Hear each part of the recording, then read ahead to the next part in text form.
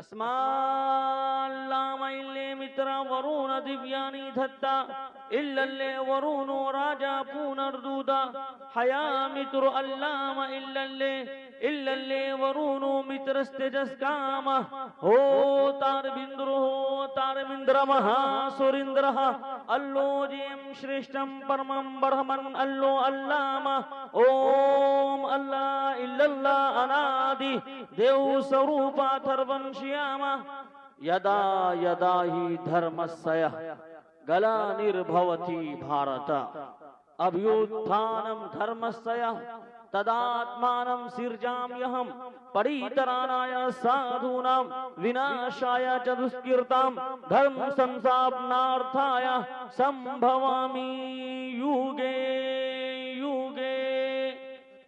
One अबी सईद अल-खुदरी रज़ियल्लाहु तआला अन्हु क़ाल समिअतु रसूलल्लाह सल्लल्लाहु अलैहि वसल्लम यक़ूल मन रआ मिनकुम मुनकरन फलयुग़य्यिरहु बियदिहि फ़इन लम यस्तति फ़बिलिसानिहि फ़इन लम यस्तति फ़बिक़ल्बिहि वज़ालिका अज़फ़ुल ईमान। रवाहु तिर्मिज़ी व इब्न माजा हकज़ा फ़ी तरग़ीब। अस्माल्लामैल्ले मित्रा वरुण दिव्यानि धत्ता इल्लल्ले वरुणो राजा पुनर्दूदा हया मित्र अल्लाम इल्लल्ले वरुणो मित्रस्तेजस्काम हो तारबिंद्र महासुरिंद्र अल्लो जेम श्रेष्ठम परमं ब्रह्मन् अल्लो अल्लाम ओम अल्लाह इल्लल्लाह अनादि देव स्वरूपा थर्वंश्यामा यदा यदा हि धर्मस्य ग्लानिर्भवति भारत अभ्युत्थानं धर्मस्य तदात्मानं सिर्जाम्यहं परितराणाय साधूनां विनाशाय च दुष्कृतां धर्म संस्थापनार्थाय संभवामि युगे युगे। अंधन्तमः प्रविशन्ति ये सम्भूतिमुपास्ते ततो भूय इयुते तमोयः सम्भूत्यामृतः एतस्मिन्नन्तरे मले चाचार्यन् समन्वितः महामद इति ख्यात शिष्य साख समन्वितः यः शास्त्र विधि मुत्सृज्य वर्तते काम कारतः न स सिद्धिमवाप्नोति न सुखं न परां गतिम् तस्मात् शास्त्रं परमानं ते कार्य अकार्य वयस्थितो ज्ञात्वा शास्त्रीय विधानुक्तवं कर्म कर्तुमिहार्हसि। In the name of Allah, the Beneficent, the Merciful, all praise and thanks be to Allah, the Cherisher and Sustainer of the worlds, most gracious, most merciful, Master of the Day of Judgment. You do, we worship, and you read, we seek. Show the straight way. There is none worthy of worship besides Allah. Hazrat Muhammad sallallahu alaihi wasallam is last prophet of Allah. Hazrat Muhammad sallallahu alaihi wasallam is last messenger of Allah. Say Muhammad sallallahu alaihi wasallam. He is Allah, the one and only. Allah the eternal, Allah the absolute. He begat not, never is he begotten, and there is none like unto him.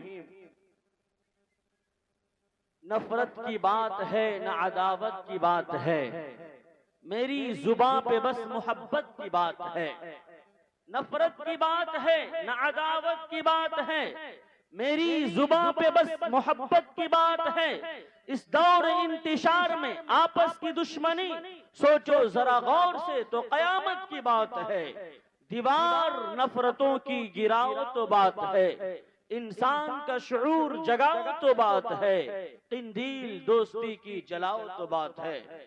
माशाअल्लाह बारकुमुल्लाह, बड़ा अच्छा मजमा है और बहुत शानदार इजलास है, जिसमें हमारे मुअक्कर मुअज़्ज़ज़ मुस्तनद उलमाए किराम तशरीफ फरमा है और अभी के दौर के माशाअल्लाह बहुत ही मशहूर और मारूफ शायर इस्लाम दिल खैराबादी जलवा अफरोज हैं माशाअल्लाह, और बहुत आन बान शान से नातिया कलाम आप हजरात के सामने पेश किया और इंशाअल्लाह फिर हजरत पेश करेंगे आप हजरात, उस मर्तबा भी अच्छी तरीके से ज़ौक़ और शौक के साथ समाअत फरमाएंगे। दोस्तों बुजुर्गों, कुछ बातें मैं भी आप हजरात के सामने अंतिम पुस्तक पवित्र कुरान की रोशनी में और वेद गीता की ज्योति में आप हजरात के सामने रखना चाहता हूँ। दुआ करें कि अल्लाह तबारक व तआला जो हम सबका मालिक व खालिक है, जो हम सबका पालनहार है, जो हम सबका परवरदिगार है, जो हम सबका रचयिता है, क्रिएटर है, बनाने वाला है, वो हम सबको इन तमाम अच्छी अच्छी बातों पर अमल करने और इन बातों को दूसरों तक पहुंचाने की तौफीक अता फरमाए। इन तमाम बातों को हर कच्चे पक्के घर तक पहुंचाने की तौफीक अता फरमाए। दोस्तों बुजुर्गों, 2 रोज से ये माशाअल्लाह इजलास हो रहा है, जलसा चल रहा है। अगर हम लोग अपनी नीयत को दुरुस्त नहीं किए तो खसारे में हैं, नुकसान के अंदर हैं। इसलिए कि बुखारी शरीफ की पहली हदीस है, अल्लाह के रसूल सल्लल्लाहु अलैहि वसल्लम ने इरशाद फरमाया, इन्नमल अअमालु बिन्नियात, कि अमाल का दारो मदार नियतों पर है। Action depend on intention. तो इसलिए हम अपनी नियत दुरुस्त करें। जैसी इंसान की नियत होती है वैसा ही इंसान को फल मिलता है। तो लिहाजा हमारी ये नियत हो कि हमारे शुअराए किराम, हमारे उलमाए किराम, हमारे मुफ्तियाने किराम जो बात भी अल्लाह तबारक व तआला की, जनाबे मोहम्मद रसूलुल्लाह सल्लल्लाहु अलैहि वसल्लम की बताएंगे, उन तमाम बातों पर अमल करेंगे। इसलिए कि अमल से जिंदगी बनती है, जन्नत भी जहन्नम भी। अमल से जिंदगी बनती है, जन्नत भी जहन्नम भी। ये खाकी अपनी फितरत पे न नूरी है न नारी है। दोस्तों, और किसी ने कहा कि जिंदगी बेअमल हो तो जज्बात से क्या होता है, जिंदगी बेअमल हो तो जज्बात से क्या होता है, और जमी बंजर हो तो बरसात से क्या होता है। अमल शर्त है तकमीले तमन्ना के लिए, वरना रंगीन ख्यालात से क्या होता है। तो माशाअल्लाह हम लोग यहाँ बैठे हैं, इजलास में शिरकत के लिए आए हैं, तो कुछ ले करके जाना है।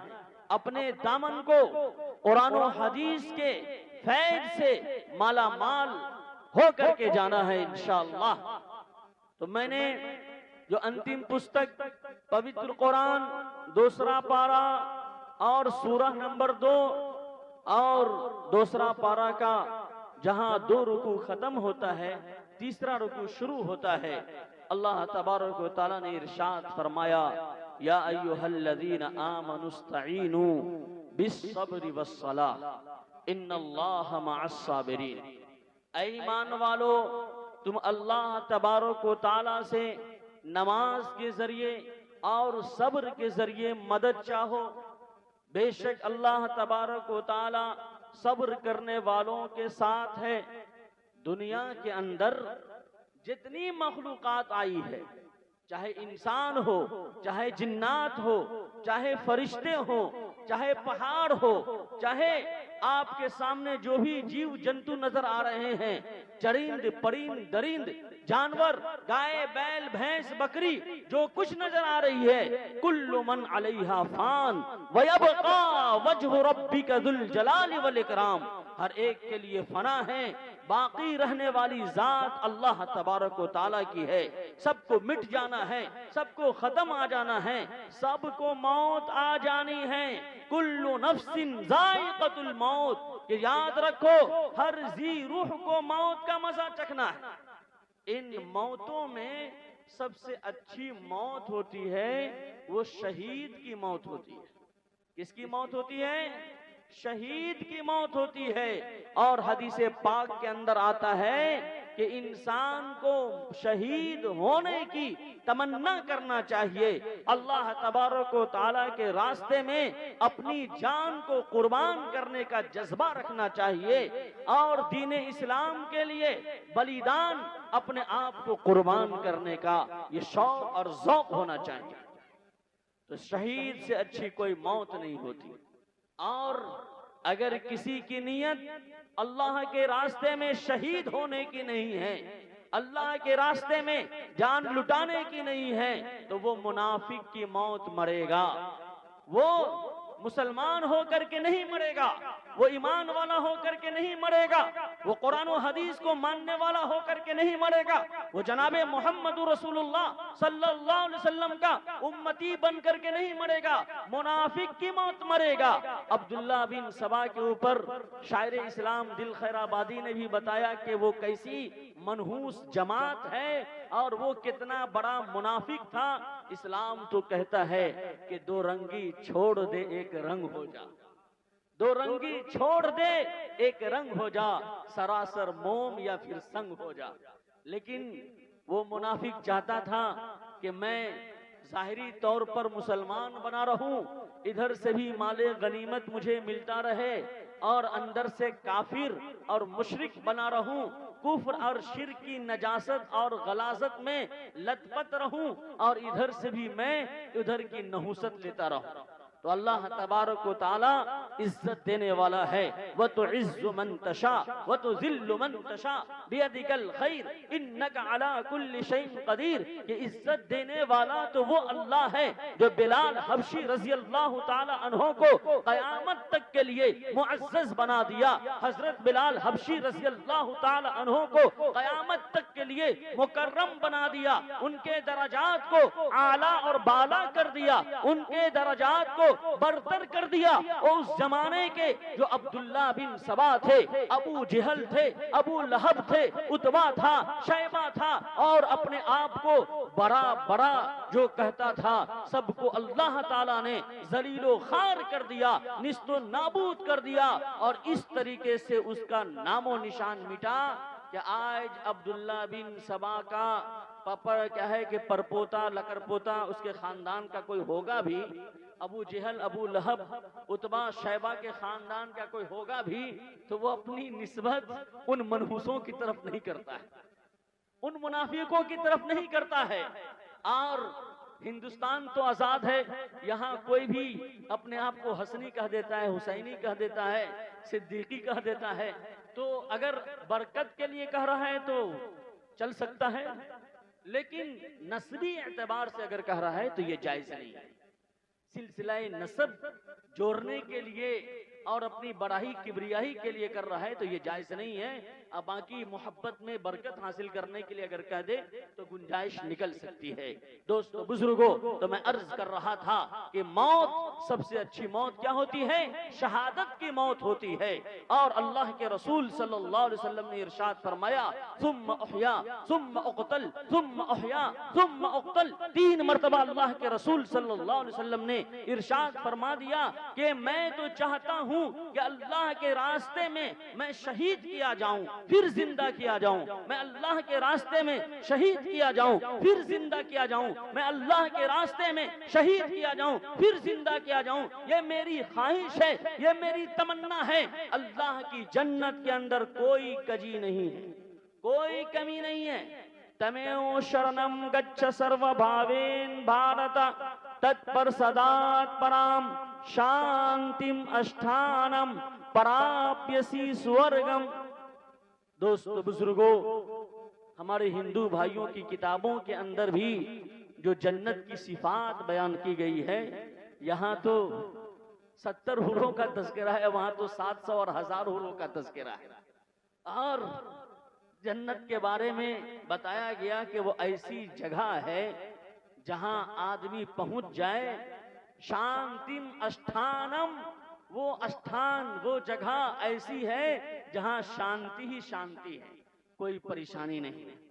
एक पंडित जी से बात हुई मेरी, तो पंडित जी कहने लगे कि स्वर्ग नर्क जो है इसी धरती पर ईश्वर ने बनाया है। मैंने कहा ऐसा तो नहीं है। तो कहा कि नहीं नहीं नहीं, देखिए स्वर्ग उसके लिए है जिसकी मृत्यु हो गई, उसका अंतिम संस्कार किया जाए तो चंदन की लकड़ी से, घी से और आला चीज खुशबूदार वगैरह उसमें जो चीजें हो सकती है दे दिया जाए, तो उसके लिए स्वर्ग यही है। और नर्क किस लिए है? तो नर्क उसके लिए है कि जो मरा तो उसको कफन दफन नसीब न हो, ऐसी जो है वो या इसी लकड़ी उकड़ी से उसको जला दिया गया हो। तो हम कहें कि अच्छा ये बताइए कि दुनिया के अंदर होता है आम तौर पर जो हमारे भारत देश के नेता हैं वो सब भ्रष्टाचार हैं, है कि नहीं?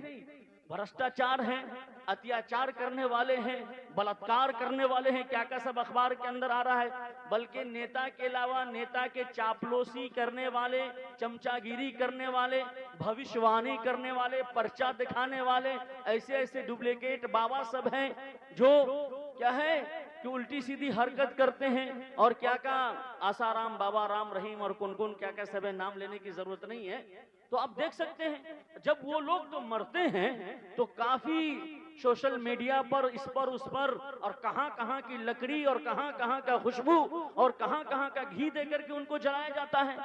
और इसी भारत देश का एक गरीब आदमी, ईमानदार आदमी वो मरता है तो उसका कहीं कोई तस्करा नहीं होता। तो आप क्या कहेंगे कि ये बेचारे गरीब के लिए नर्क हो गया? तो वो पंडित जी बेचारे लाजवाब हो गए और कोई जवाब नहीं दिए।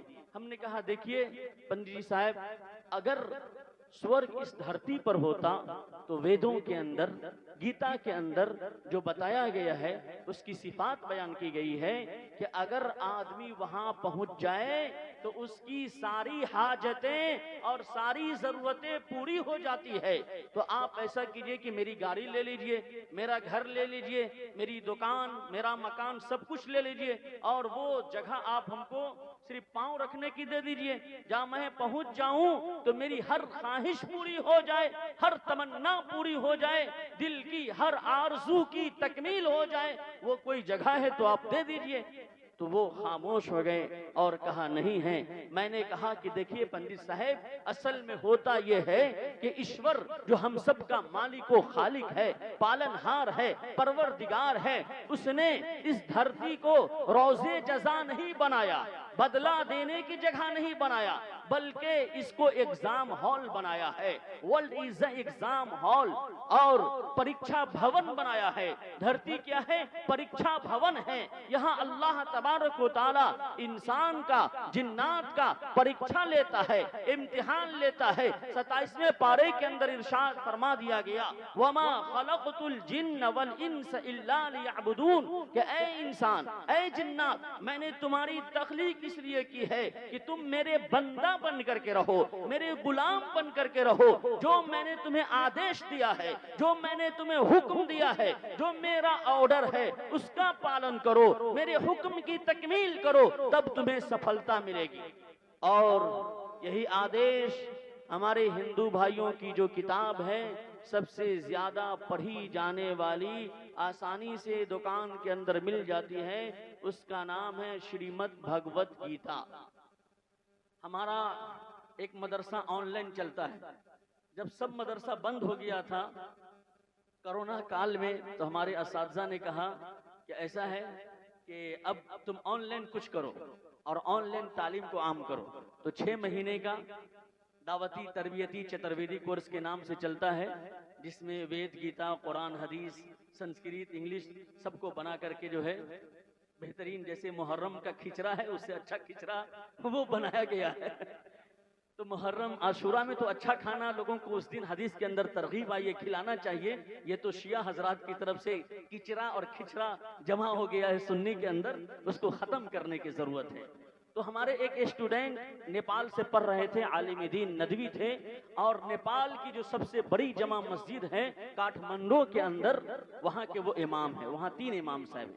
तो वो किताब खरीदने के लिए गए, श्रीमद् भगवत गीता, तो दुकानदार उसको दिया नहीं। तो वो हमको फोन किए कि हमको किताब दुकानदार जो है नहीं दे रहा है।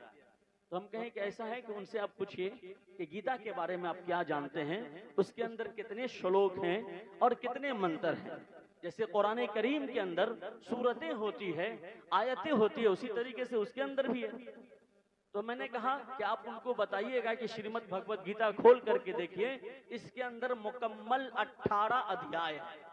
आवाज मेरी पहुंच रही होगी, हिंदू भाई सुन रहे होंगे, हो सकता है आपसे भी पूछ दें, क्वेश्चन कर दें, आप उनको बता देंगे कि पूरे श्रीमद् भगवत गीता के अंदर 18 अध्याय है, 18 चैप्टर है और 700 श्लोक है। कितने श्लोक हैं? 700 श्लोक हैं। उसके बाद दो चार श्लोक हम उसको बता दिए, वो याद किए हुए थे। हम कहे जाइए उनसे सवाल कीजिएगा और उनको कुछ सुना दीजिएगा।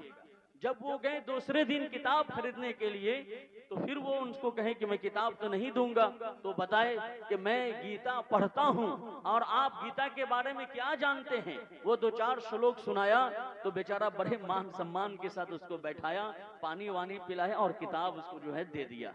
तो ये चीजें होती है दोस्तों बुजुर्गों, कौन बात कहाँ कैसे कही जाती है, कौन बात कहाँ कैसे कही जाती है, ये सलीका हो तो हर बात सुनी जाती है, ये सलीका हो तो हर बात सुनी जाती है। इसलिए दोस्तों बुजुर्गों, मैं अर्ज कर रहा था आप हजरात के सामने कि ये धरती परीक्षा भवन है। मैंने पंडित जी को बताया कि यहाँ ईश्वर हम लोगों को कुछ चीजें इनाम के तौर पर देता है और कुछ चीजें इम्तिहान के तौर पर नहीं देता है, और वो देखना चाहता है कि मेरा बंदा क्या करता है। और जो इम्तिहान जितना लंबा होता है उसके अंदर उतनी सहूलतें मिलती है। जैसे कोई इम्तिहान 1 घंटे का है, आजकल तो नीट का एग्जाम और बीपीएससी यूपीएससी सब मशकूक हो गया, अल्लाह ही रहम करे, क्या क्या सब घोटाले हो रहे हैं और क्या क्या सब आ रहे हैं। जबकि इसके लिए तलबा कितना संघर्ष करते हैं, कई सालों साल तक मेहनत करते हैं, लेकिन क्या किया जाए, कुछ ऐसा ही मामला हमारे भारत देश का हो गया है। अल्लाह ताला इस पर खास अपना दया और कृपा करे कि भारत देश हमारा फिर से सोने की चिड़िया बन जाए। दोस्तों बुजुर्गों, मोहब्बत का गुलदान बनाना है हमको, चाहत का गुलदान बनाना है हमको, दुनिया का सुल्तान बनाना है हमको। हर मजहब के लोग जहां बेखौफ जिए ऐसा हिंदुस्तान बनाना है हमको। तो यहाँ से ये पैगाम लेके जाना है कि फिर से हम अपने भारत देश को क्या है सोने की चिड़िया बनाएं और विश्व गुरु बनाएं, महान बनाएं इंशाअल्लाह। तो मैंने अर्ज किया कि जो इम्तिहान जितना ज्यादा लंबा होता है उसके अंदर उतनी सहूलतें दी जाती है। 1 घंटे का एग्जाम होता है तो कोई सहूलत नहीं मिलती, 1 दिन का इम्तिहान होता है तो खाने पीने की भी सहूलत मिलती है, सोने और आराम करने की भी सहूलत मिलती है। 10 दिन का एग्जाम होता है तो 10 दिन की एक तरतीब होती है, 1 साल का एग्जाम होता है तो 1 साल की तरतीब होती है। तो हमारे और आपका जो एग्जाम है वो क्या है, पूरी जीवन पूरी जिंदगी का एग्जाम है। इसलिए अल्लाह ताला ने ये जीवन के एग्जाम में, जीवन के परीक्षा में अल्लाह ताला ने शादी ब्याह का भी मौका दिया, खाने कमाने का भी मौका दिया, रहने सहने का भी मौका दिया, घूमने का भी मौका दिया और ये जलसा जुलूस कराने का भी मौका दिया। हर जगह इम्तिहान होता है। जो कुछ तू करता है छुप के अहले जहां से, जो कुछ तू करता है छुप के अहले जहां से, वो देखता है तुझे आसमां से, वो देखता है तुझे आसमां से। आप परीक्षा भवन होता है, स्टूडेंट क्वेश्चन का आंसर लिखता है, कोई सही सही लिखता है, कोई गलत गलत लिखता है, कोई कट्टम कुट्टी कर देता है, कोई उल्टी सीधी हरकतें कर देता है। जो एग्जामिनर होते हैं वो घूमते रहते हैं, मुमतहिन होते हैं वो देखते रहते हैं, लेकिन रोकते नहीं, टोकते नहीं, बताते नहीं। क्यों? इसलिए कि रोकना टोकना ये तो क्लास के अंदर होता है, ये तो दर्जा के अंदर होता है, वो तो एग्जाम हॉल है। एग्जाम हॉल के अंदर स्टूडेंट अपने दिमाग से लिखता है। दोस्तों बुजुर्गों, तो उसी तरीके से अल्लाह ताला तो सब कुछ देख रहा है, लेकिन वो रोकता नहीं है, बल्कि रस्सी ढीली कर देता है कि बढ़ो, कहां तक बढ़ोगे। जब वक्त में मुतय्यना आ जाता है फिर वो रस्सी खींचता है। लिकुल्लि उम्मतिन अजल फइदा जाआ अजलुहुम ला यस्तअखिरून साअतन वला यस्तक़दिमून। फिर रस्सी को वो खींचता है तो 1 सेकंड न आगे होता है, 1 सेकंड न पीछे होता है। दोस्तों बुजुर्गों, मौत से किसको रुस्तगारी है? आज ये तो कल हमारी बारी है। मौत से किसको रुस्तगारी है? आज ये तो कल हमारी बारी है। जो कुछ करना है कर ले दुनिया के इस चमन में, जो कुछ करना है कर ले दुनिया के इस चमन में। फिर वक्त न मिलेगा जब लाश होगी कफन में, फिर वक्त न मिलेगा जब लाश होगी कफन में। और आगाह अपनी मौत से कोई बशर नहीं, आगाह अपनी मौत से कोई बशर नहीं। सामान 100 बरस का है, बल्कि खबर नहीं। तो हमारे जो जीवन का एग्जाम है ये मौत तक चलेगा। अब हमको अपनी जिंदगी अच्छी तरीके से गुजारना है, और जो कुछ हम कर रहे हैं इसका इनाम अल्लाह ताला महापरले क़यामत के दिन अता फरमाएगा। और वो फरमा दिया गया, फमन यअमल मिस्क़ाल ज़र्रतिन खैरन यरह वमन यअमल मिस्क़ाल ज़र्रतिन शर्रन यरह, कि जर्रा बराबर भी कोई नेकी करेगा, कोई पुण्य कर्म करेगा, वो भी उसको महापरले देख लेगा। और जर्रा बराबर कोई शर करेगा, कोई पाप करेगा, कोई बुराई करेगा, उसको भी वहां देख लेगा। दोस्तों बुजुर्गों, तो ये बुराई और शर को अल्लाह ताला ने मुमताज करने के लिए रखा है। खलक़ल्लाहुल इंसान व हदाहुन नजदैन, अल्लाह ताला पैदा करने के बाद 2 रास्ते हमारे सामने रख दिए। एक जन्नत का रास्ता है, एक जहन्नम का रास्ता है, एक स्वर्ग का रास्ता है, दूसरा नर्क का रास्ता है, एक अल्लाह के नबी वाला रास्ता है, दूसरा इब्लीस वाला रास्ता है, एक अल्लाह के जो प्यारे प्यारे रसूल सल्लल्लाहु अलैहि वसल्लम के जो सहाबाए किराम थे उनका रास्ता है, दूसरा रास्ता वो यहूदियों का रास्ता है, नसरानियों का रास्ता है, जालिमों जाबिर कुफारों मुशरिकीन का रास्ता है। दोस्तों बुजुर्गों, एक रास्ता है जो अल्लाह वालों का रास्ता है, बुजुर्गाने दीन का रास्ता है, उलमाए किराम का रास्ता है, अच्छे अच्छे शुअराए किराम का रास्ता है, जो आपको जन्नत की तरफ ले जाता है। दूसरा रास्ता है जो क्या है, मुशरिकीन का है, फुस्साक का है, फुज्जार का है, मुनाफिकीन का है, अब्दुल्ला बिन सबा का है, अबू जहल का है, अबू लहब का है, उतबा का है, शैबा का है, और ये रास्ता आपको जहन्नम में ले जाता है। अब आपको गौर करना है कि हमारे जीवन की जो गाड़ी है वो जन्नत वाले रास्ते पे जा रही है या जहन्नम वाले रास्ते पे जा रही है। फूक फूक कर कदम रखना है। यह शास्त्रा विधि मुत्सरिज्य वर्तते काम कारतः न सिद्धि मवाप्नोति न सुखम न पराम गतिम। सुख और पराम गतिम, शांति की जिंदगी अगर चाहते हो तो शास्त्र के अनुसार जीवन व्यतीत करना पड़ेगा। अपनी जिंदगी आकाशी पुस्तक, अंतिम पुस्तक पवित्र कुरान के मुताबिक गुजारनी पड़ेगी, तब तुम्हारे आत्मा को शांति मिलेगी, सुख मिलेगा, चैन मिलेगा, दिल को करार मिलेगा। और अगर मनमानी जिंदगी गुजारोगे तो न सुख मिलेगा न चैन मिलेगा।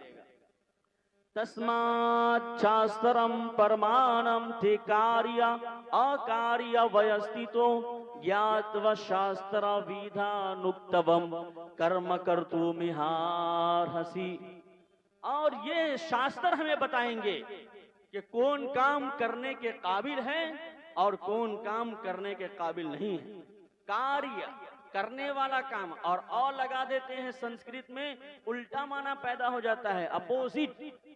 अकार्य न करने वाला काम कौन है वो हमें शास्त्र के द्वारा पता चलेगा।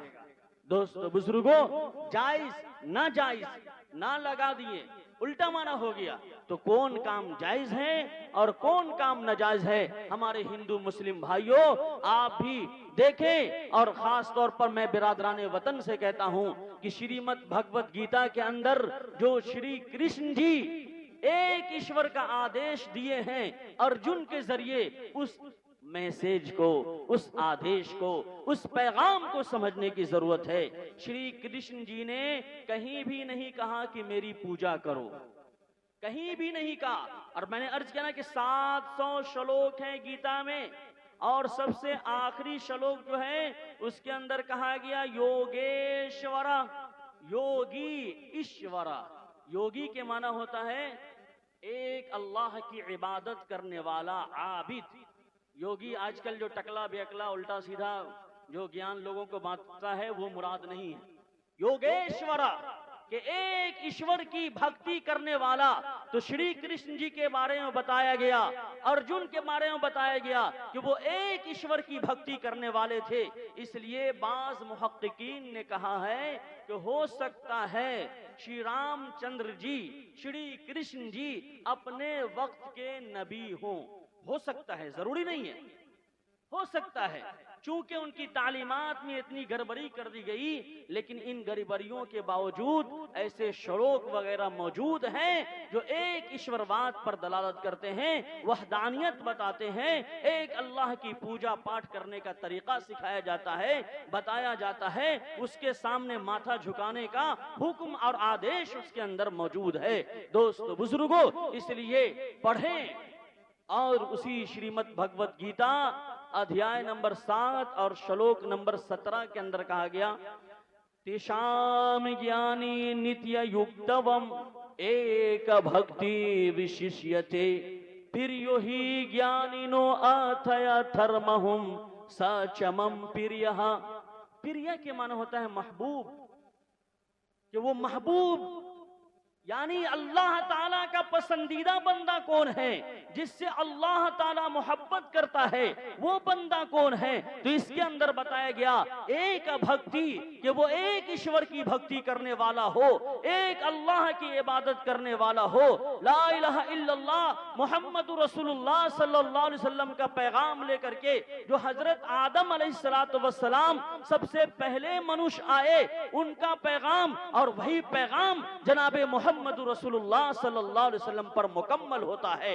आदम अलैहिस्सलातु वस्सलाम धरती पर अवतरित हुए थे, यही दीन इस्लाम को लेकर के आए थे, कोई नया दीन और न्यू रिलीजन लेकर के नहीं आए थे। दोस्त बुजुर्गों, आदम अलैहिस्सलातु वस्सलाम के बारे में महाभविष्य पुराण के अंदर है, कहा गया प्रथमा मनुषा आदम पत्नी हव्वेवती स्मृता, कि सुनो लोगो, फर्स्ट मैन, दुनिया के पहले इंसान हजरत आदम अलैहिस्सलातु वस्सलाम हैं, और उन्हीं के बाएं पसली से अल्लाह ताला ने दादी हव्वा अलैहिस्सलातु वस्सलाम को पैदा फरमाया था। तो आदम अलैहिस्सलातु वस्सलाम जो आए, उनका कलिमा भी यही था, ला इलाहा इल्लल्लाह। आदम नबीउल्लाह, आदम अलैहिस्सलातु वस्सलाम के बाद दुनिया एक बार खत्म होती है हजरत नूह अलैहिस्सलातु वस्सलाम के जमाने में। हजरत नूह अलैहिस्सलातु वस्सलाम का नाम वेदों के अंदर आता है महाजल पलावन वाले मनु। महा के माना होता है अजीम, जल के माना होता है पानी, पलावन के माना होता है बाढ़ सैलाब, और मनु के माना होता है इंसान। महाजल पलावन वाले मनु के नाम से हमारे हिंदू भाइयों के अंदर याद किया गया, वहां से दुनिया की एक नई शुरुआत होती है। इसलिए आदम अलैहिस्सलातु वस्सलाम के बाद हजरत नूह अलैहिस्सलातु वस्सलाम को आदम सानी भी कहा जाता है। आदम अव्वल हजरत आदम अलैहिस्सलाम, आदम सानी हजरत नूह अलैहिस्सलाम। तो पहला कलमा जो दिया गया, ला इलाहा इल्लल्लाह, आदम नबीउल्लाह, ला इलाहा इल्लल्लाह, नूह रसूलुल्लाह, ला इलाहा इल्लल्लाह, मूसा कलीमुल्लाह, ला इलाहा इल्लल्लाह, ईसा रूहुल्लाह, और ला इलाहा इल्लल्लाह मुहम्मदुर रसूलुल्लाह सल्लल्लाहु अलैहि वसल्लम। दोस्तों बुजुर्गों, तो ये कलमा देकर भेजा गया, ये पैगाम देकर भेजा गया कि धरती पर जाओगे तो एक ईश्वर की भक्ति करना है, एक भक्ति विशिष्यते प्रियो ही ज्ञानिनो अथया धर्महुम सचमम प्रियः। और एक ईश्वर की इबादत कैसे होगी, वो सही ज्ञान के जरिए, सही इल्म के जरिए होगी, और सही इल्म हासिल करने के लिए आपको पढ़ना पड़ेगा, जिसका हुक्म पहली वही के अंदर इक़रा बिस्मि रब्बिकल्लज़ी खलक के अंदर मौजूद है कि पढ़ो पढ़ो, रीड रीड। जब आप रीडर बनेंगे तब अच्छे लीडर बनेंगे। जब आप रीडर पढ़ने वाले होंगे तब अच्छे लीडर होंगे। और बगैर पढ़े लिखे ऐसे ही आप डिग्री ले लिए, ऐसे ही इंजीनियर बन गए, तो कितने पुल टपक गए, और क्या क्या सब टपक रहा है, हवाई जहाज की छत भी टपक रही है, क्या क्या सब हो रहा है। कलयुग बन गया है, कलयुग को बदल करके सतयुग करना है, तो पढ़े लिखे इंजीनियर की जरूरत है। तो इसलिए कुरान करीम ने हम लोगों को पढ़ने का हुक्म दिया है। इसलिए कहा जाता है कि इस तरह हौसले आजमाया करो, मुश्किलें देखकर मुस्कुराया करो, दो निवाले भले ही कम खाया करो, अपने बच्चों को लेकिन पढ़ाया करो। तो आज से ये पैगाम लेकर के जाएं इंशाअल्लाह कि अपने बच्चों को पढ़ाना है, बेहतरीन हाफिज बनाना है, बेहतरीन कारी बनाना है, बेहतरीन आलिम दीन बनाना है, बेहतरीन मुफ्ती बनाना है, बेहतरीन चतुर्वेदी बनाना है, बेहतरीन डॉक्टर बनाना है, बेहतरीन इंजीनियर बनाना है, बेहतरीन प्रोफेसर बनाना है, बेहतरीन उसको लेक्चरर बनाना है और बेहतरीन उसको जज बनाना है, बेहतरीन उसको वकील बनाना है, बेहतरीन उसको अच्छा इंसान बनाना है और बेहतरीन अच्छा उसको भारत का नागरिक बनाना है। जो भारत की खूबसूरती है वो उसके अंदर पैदा करना है। तो अपने बच्चों को पढ़ाएं, खूब पढ़ाएं। तुम शौक से कॉलेज में पढ़ो, पार्क में खेलो। तुम शौक से कॉलेज में पढ़ो, पार्क में खेलो, जायज है, गुब्बारों में उड़ो, चरख पे झूलो, लेकिन एक बात बंदाए आजिज की रहे याद कि तुम अपनी हकीकत को और खुदा को न भूलो। तुम अपनी हकीकत को और खुदा को न भूलो। दोस्तों बुजुर्गों, तो इल्म से हमको मना नहीं करता इस्लाम। इस्लाम तो कहता है कि पढ़ो, खूब पढ़ो, और जब तक हमारे बच्चे पढ़ेंगे नहीं, जज की कुर्सी पर बैठेंगे नहीं, तो सही फैसला वो कैसे करेंगे? फिर ऐसी होगा कि जो कहा जाता है कि दुनिया की अदालत का मतलब है कि आ से आओ, द से दावा करो, ल से लड़ो और त से तबाह हो जाओ। तो जब ईमानदार जज नहीं बनेगा हमारा बच्चा, तो फिर सही फैसला कैसे होगा? हमारा बच्चा ईमानदार वकील नहीं बनेगा तो आज जो हमारे मदारिस पर, मसाजिद पर अत्याचार हो रहे हैं, जुल्म सितम हो रहे हैं, उसका मुकदमा कौन लड़ेगा? उसके केस को कौन देख रेख करेगा? दोस्तों बुजुर्गों, इस लाइन में हमारे बच्चे नहीं जा रहे हैं। हम अपने बच्चों को वकील नहीं बना रहे हैं, हम अपने बच्चे को जज नहीं बना रहे हैं। तो कैसे होगा? यूपीएससी बीपीएससी का एग्जाम हमारे बच्चे पास नहीं करेंगे तो फिर कैसे एसडीएम बनेगा, डीएम बनेगा और कलेक्टर बनेगा या और मास्टर बनेगा, और कैसे फिर क्या है कि वो लेक्चरर बनेगा? तो इसलिए अपने बच्चों को पढ़ाएं। और मंजिल की जिस्तुजू में क्यों फिर रहा है राही, मंजिल की जिस्तुजू में क्यों फिर रहा है राही, इतना अजीम बन जा कि मंजिल तुझे पुकारे, इतना अजीम बन जा कि मंजिल तुझे पुकारे। एपीजे अब्दुल कलाम रहमतुल्लाह अलैह, father of missile, father of missile. दुनिया आज बहुत से लोग इज्जत मान सम्मान में भी मुबालगा कर देते हैं, उनकी मूर्तियां तक बना ली है, माला लटकाए रहते हैं। आप देखते होंगे ये सब क्यों हो रहा है? इसलिए कि इल्म की कदरदानी दुनिया करती है, जाहिल की कदरदानी नहीं करती। जिहालत एक खतरनाक मर्ज है, जिहालत एक खतरनाक मर्ज है, इसलिए इल्म सीखना फर्ज है, इसलिए इल्म सीखना फर्ज है। तलबुल इल्मी फरीज़तुन अला कुल्ल मुस्लिम। दोस्तों बुजुर्गों, इसलिए इल्म सीखें, इल्म सीखो, इल्म की देखो बहार, इल्म सीखो, इल्म की देखो बहार। तुमसे खुश हो जाएगा परवरदिगार, तुमसे खुश हो जाएगा परवरदिगार। इसलिए आज की इस मजलिस से आप पैगाम लेकर के जाएं कि इंशाअल्लाह अपने बच्चों को पढ़ाना है, अपने बच्चियों को भी पढ़ाना है, लेकिन दीन इस्लाम की सरहद में रख करके पढ़ाना है।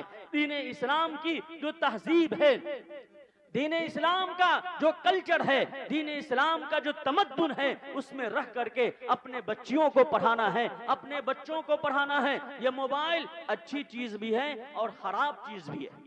ये मोबाइल इंसान की जरूरत भी है और इंसान की तबाही बर्बादी के लिए ये एक बेकार चीज भी है। इसलिए कहा जाता है कि ये मोबाइल दो धारी तलवार है।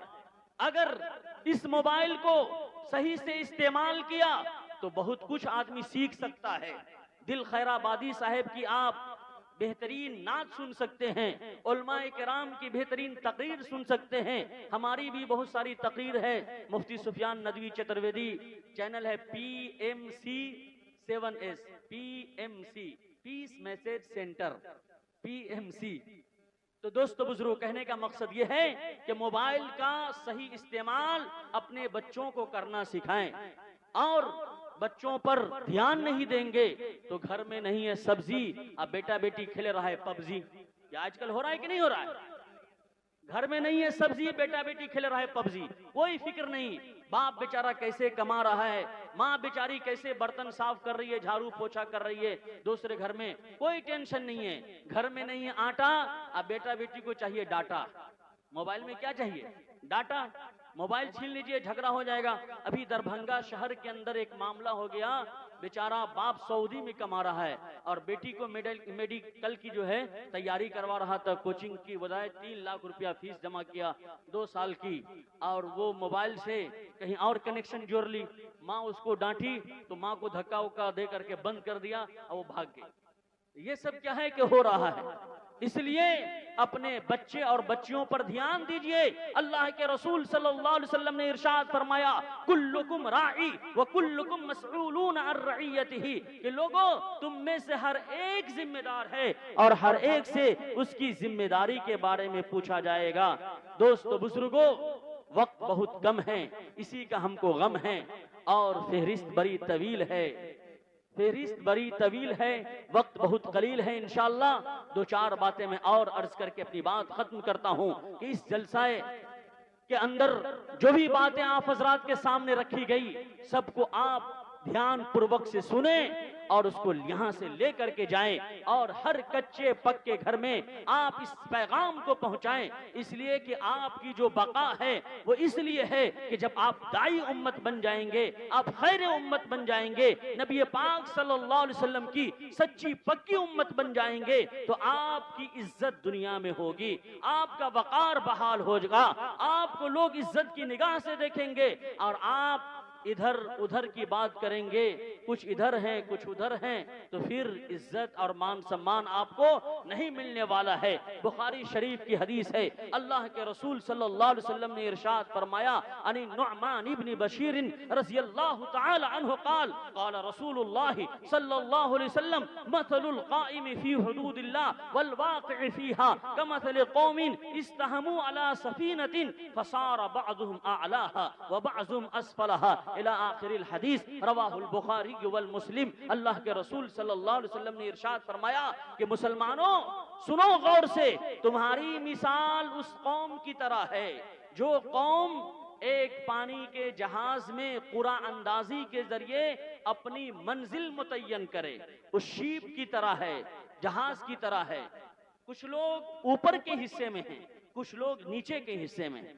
पानी पीने का इंतजाम ऊपर के हिस्से में किया गया, नीचे वाले को पानी की पीने की जरूरत पड़ती है, वो ऊपर जाता है, दरवाजा खटखटाता है, पानी लेकर के आता है, पानी पीता है। अगर ऊपर वाले सोच लें कि हम नीचे वाले का पानी बंद कर दें, उसको पानी ना दें, नीचे वाले जाएं, दरवाजा खटखटाएं, खाली हाथ खाली लोटा लेकर के वापस आए, उसको पानी न मिले, और ये नीचे वाले मशवरा करके उसी में होल करना, सुराख करना जहाज के अंदर शुरू कर दे कि जहाज तो पानी के ऊपर चल रहा है, इसी में हम सुराख कर देते, यहीं से हमको पानी मिल जाए, तो क्या सिर्फ नीचे वाले डूबेंगे कि ऊपर वाले भी डूबेंगे? बताएं। हलकू हलकू जमिया, तमाम के तमाम लोग तबाह बर्बाद हो जाएंगे, तमाम के तमाम लोग डूब जाएंगे, तमाम के तमाम लोग निस्तो नाबूद हो जाएंगे, तमाम के तमाम लोग मर जाएंगे। लेकिन अगर ऊपर वालों ने दरवाजा खोल दिया, उसको पानी दे दिया, उसके हाथ को पकड़ लिया, तो वहीं नजौ जमिया, ऊपर वाले भी बच जाएंगे, नीचे वाले भी बच जाएंगे, तमाम के तमाम लोग नजात पा जाएंगे। दोस्तों बुजुर्गों, इसलिए अल्लाह ताला ने आपके अंदर दीन की फहमो फिरासत दी है, अल्लाह ताला ने आपके अंदर दीन की कुछ रमक रखी है, अल्लाह ताला ने आपके अंदर ईमान की कुछ रमक रखी है। अगर आप अपने साथ अपने भाइयों का ख्याल करेंगे, अपने बिरादराने वतन का ख्याल करेंगे, अपनी मस्तूरात का ख्याल करेंगे, अपनी माँ बहनों का ख्याल करेंगे और उन सबको भी जहन्नम से बचाने की फिक्र करेंगे, या अय्युहल्लज़ीना आमनू कू अनफुसकुम व अहलीकुम नारा वक़ूदुहन नास वल हिजारा, ऐ ईमान वालों, अपने आप को, अहलो अयाल को, अपने घर वालों को, अपने रिश्तेदार को जहन्नम की आग से बचाओ, नरक की आग से बचाओ, तो इंशाअल्लाह आप भी कामयाब हो जाएंगे, आपके घर वाले भी कामयाब हो जाएंगे। और हमारा ये प्यारा देश ये भी क्या है कि अच्छा बन जाएगा, पीसफुल सिटी बन जाएगा, शांति पूर्वक यहाँ इंसान रहने लगेंगे। दोस्तों बुजुर्गों, जलते घर को देखने वालों, फूस का छप्पर आपका है। जलते घर को देखने वालों, फूस का छप्पर आपका है। आग के पीछे तेज हवा है, आगे मुकद्दर आपका है। उसके बगल में मैं खुश था, मेरा नंबर अब आया, मेरे बगल में आपका घर है, अगला नंबर आपका है। इसलिए दोस्तों बुजुर्गों, अपने साथ साथ अपने बिरादराने की भी फिक्र करें। वाखिर दावाना अनिल हम्दुलिल्लाहि रब्बिल आलमीन।